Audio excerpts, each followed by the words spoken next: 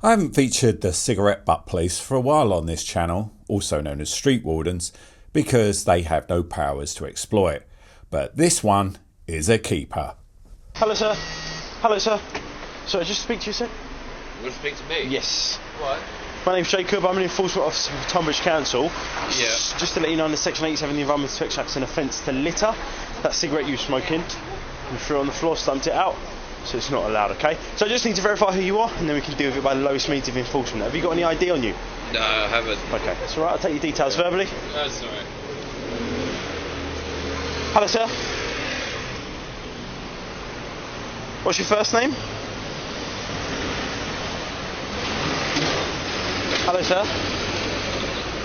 Just to let you know, it's offence under Section 88 of the Environmental Protection Act to fail to provide me with your details as an authorised officer. What's your first name, sir? Hello? Yeah, I don't wish to engage with you, I'm afraid, so I'm not going to answer any questions. I'm not. Sir, you committed a criminal offence, and I need to verify who you are so we can deal with it at the lowest means of enforcement, sir. Is your camera on? Yep. It's not flashing. Okay. Can you make sure can you turn it on? It's on, sir. It's not on. It is on. You should know, littering is a civil offence. It's not a civil offence, it's a criminal matter. So, what's your first name? We can either deal with it with me, and we can deal with it by the lowest means of enforcement, or we can get the police involved. And if the police get involved, they can fine you up to £1,000 for failing to comply with an authorised officer. So, how do you want to deal with it? Deal with it how you want, mate. Okay, what's your first name?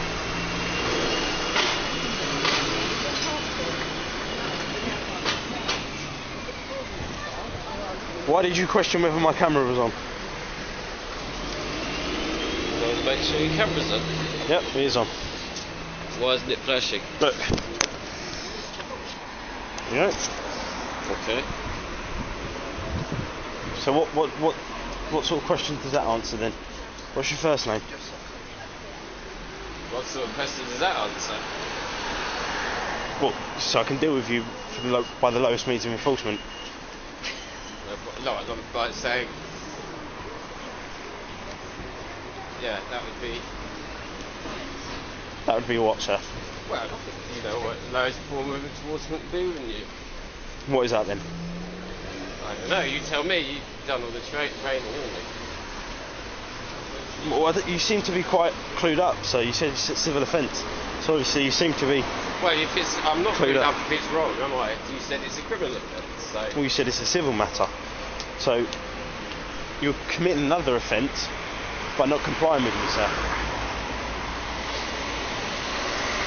Well, I haven't committed any offence. I don't admit to committing any offence. So. You don't need to admit it.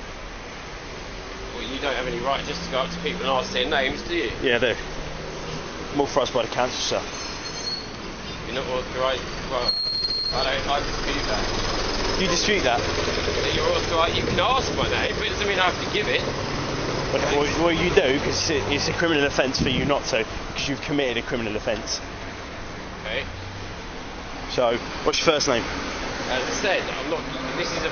Do you know what harassment is as well? It's when people told you to leave them alone, and you keep insisting. Yeah, absolutely. So, yeah? if you think I'm harassing you, why don't you call the police? Because that's a civil matter. What, harassment? Harassment isn't a civil matter. How is harassment a civil matter?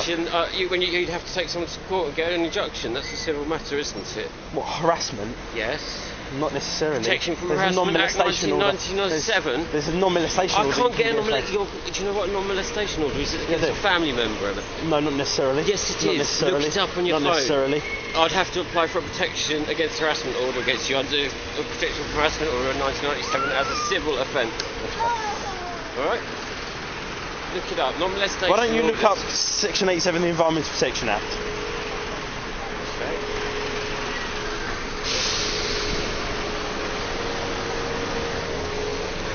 What's your first name, sir?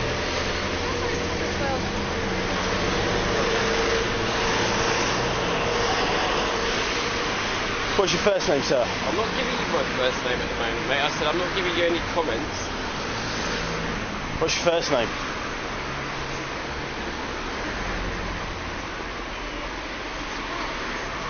What's your first name, sir?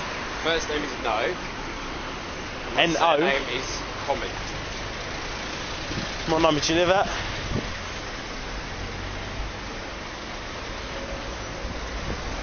What number do you live at?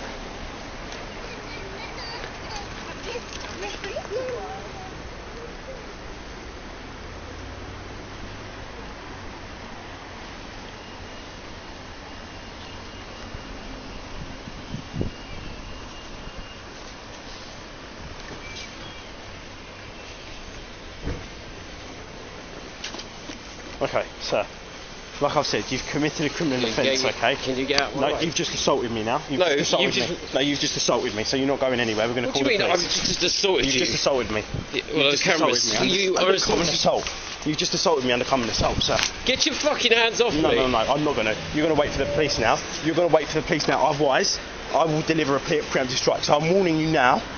We need to wait for the police. We need to wait for the police. We need to wait for the police. It's as simple as that. We can look at the cameras. It's as simple as that. We can look at the cameras, that's fine. Yeah. But you're going to wait over here and we're going to wait for the police. I'm not waiting anywhere. You are going to wait for the police. And like I said, I'm already warning you, okay? I will deliver a preemptive strike. Can you watch him assaulting me, please? I'm trying to walk past. I'm trying to walk past. This bloke's assaulting me. He's not a policeman. He's... I just said to you, wait for the police, mate. You've just assaulted me. Can you witness this assault? You've just assaulted me. You've just assaulted me. Assaulted him. Yes, you have assaulted me. Because I'm walking past trying to get through. What an absolute prick.